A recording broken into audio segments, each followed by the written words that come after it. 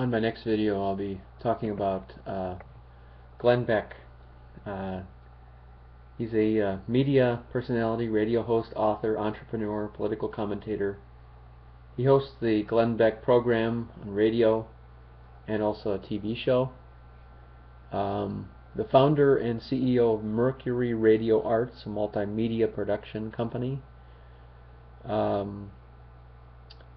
was announced in April of 2011 that Beck would transition off of his daily program on Fox News later in the year, but would team with Fox to produce a state-of-art projects for Fox News Channel and Fox News digital properties.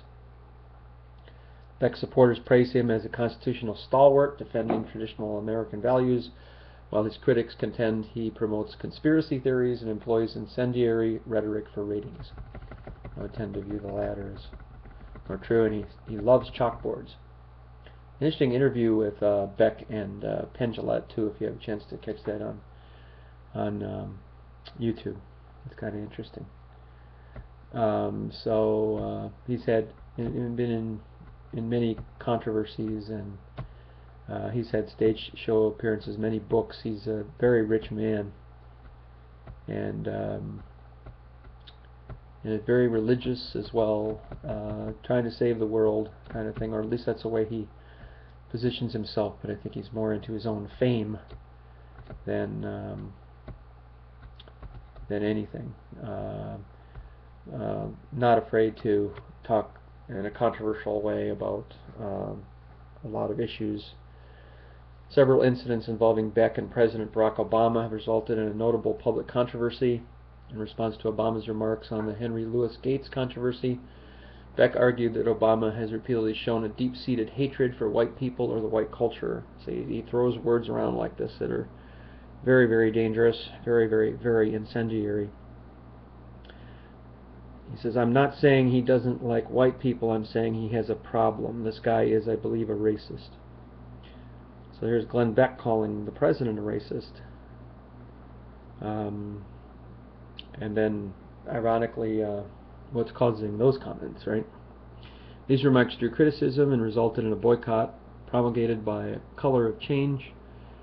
2009 boycott resulted in at least 57 advertisers requesting their ads be removed from his programming to avoid associating their brands with content that could be considered offensive by potential customers. He later apologized for the remarks, telling Fox News that he has a big fat mouth, and miscast as racism what is actually, as he theorizes, Obama's belief in a black liberation theology. And Beck attempted to auction a mason jar holding an Obama figurine submerged in Beck's urine. Wow, that's just awful.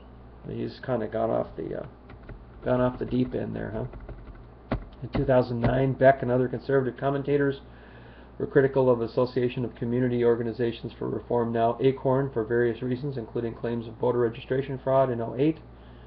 In 2009, he broadcast a series of alleged undercover videos by conservative activists James O'Keefe and Hannah Giles, which portrayed ACORN community organizers offering inappropriate tax and other advice to people who had said they wanted to import very young girls from El Salvador to work as child prostitutes. Following the video's release, the U.S. Census Bureau severed ties with the group, while the U.S. House and Senate voted to cut all of its federal funding. In December of 2009, the former Massachusetts Attorney General, after an independent investigation of ACORN, found videos that had been released appeared to have been edited, in some cases substantially. He found no evidence of criminal conduct by ACORN employees, but concluded ACORN had poor management practices. So yeah, anything, he will jump on anything that is against the liberal, anything liberal, he will jump on. So that's just my quick summation of Glenn Beck. I'll have more later on Glenn Beck, because he's a fascinating, but I think a character very dangerous for democracy.